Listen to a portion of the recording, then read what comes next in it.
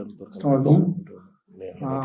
আপনাদেরকে ইতিমধ্যে আমাদের প্রেস সেক্রেটারি সাহেব উনি বলেছেন যে আকি আবে উনি হচ্ছেন জাপানের প্রয়াত প্রধানমন্ত্রী শিনজো আবে তার স্ত্রী। আপনারা জানেন যে শিনজো আবে 2022 সালে উনি অ্যাসাসিনেটেড হয়েছিলেন। তো তার স্ত্রী উনি একটা প্রতিনিধি দলকে নেতৃত্ব দিচ্ছেন এই মুহূর্তে বাংলাদেশে, এবং এনকারেজমেন্ট অফ সোশ্যাল কন্ট্রিবিউশন নামে একটা ফাউন্ডেশন, এই ফাউন্ডেশনের কাজে উনি বাংলাদেশে এসেছেন। উনি আজকে মাননীয় প্রধান উপদেষ্টার সাথে দেখা করেছেন এবং ওনার স্বামীর সাথে মাননীয় প্রধান উপদেষ্টার খুবই আন্তরিক সম্পর্ক ছিল এবং তাদের সম্পর্কে স্মৃতিচারণ করেছেন।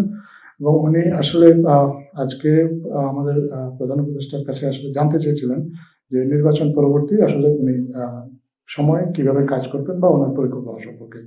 আমাদের প্রধান উপদেষ্টা ওনাকে জানিয়েছেন যে উনি মূলত 3টা বিষয়ে ফোকাস করে নির্বাচন পরবর্তী সময় ওনার কাজ করবেন।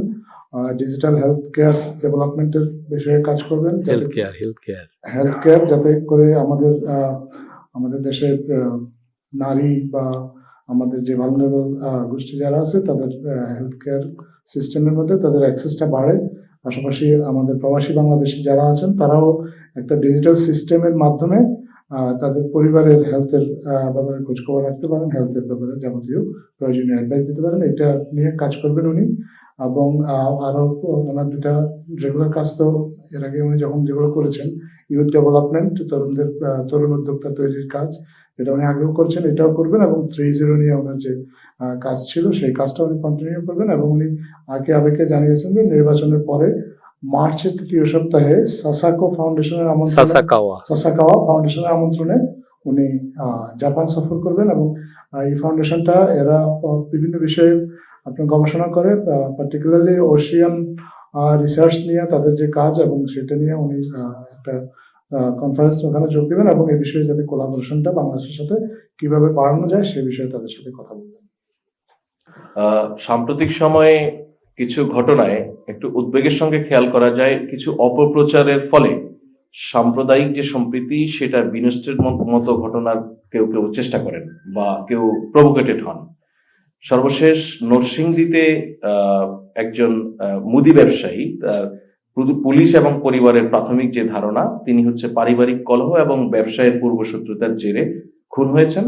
ভদ্রলোকের ধর্মীয় পরিচয়, উনি মণি চক্রবর্তী, ধর্মীয় পরিচয় সনাতন হওয়ার ফলে এটি নিয়ে নানান জায়গায় মিথ্যা প্রপাগান্ডা তৈরি হয়েছিল যে সাম্প্রদায়িক হামলায় তিনি নিহত হয়েছেন এই ধরনের। সেটার ভিত্তিতে আমরা খেয়াল করেছি যে কয়েকজন বিশিষ্ট নাগরিক বিবৃতিও দিয়েছেন।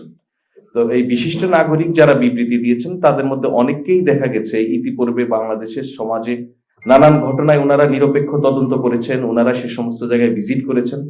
তা আমরা প্রত্যাশা করব কোনো ঘটনায় যদি ওনাদের উদ্বেগ তৈরি হয়, মিথ্যা বা বানোয়ার তথ্যের ভিত্তিতে সেগুলিতে প্রভাবিত না হয়ে বিবৃতি দেওয়ার আগে একটু যাচাই বাছাই করবেন এবং প্রয়োজনে তারা সরজমিনে ভিজিট করবেন, সেখানে কোনো সাম্প্রদায়িক ইস্যু আছে কিনা সেটা দেখবেন।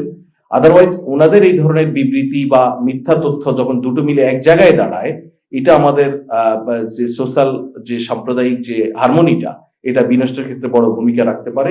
এই জায়গায় প্রত্যেকেই সতর্ক এবং দায়িত্বশীল ভূমিকা রাখার জন্য সরকারের পক্ষ থেকে অনুরোধ করা যাচ্ছে।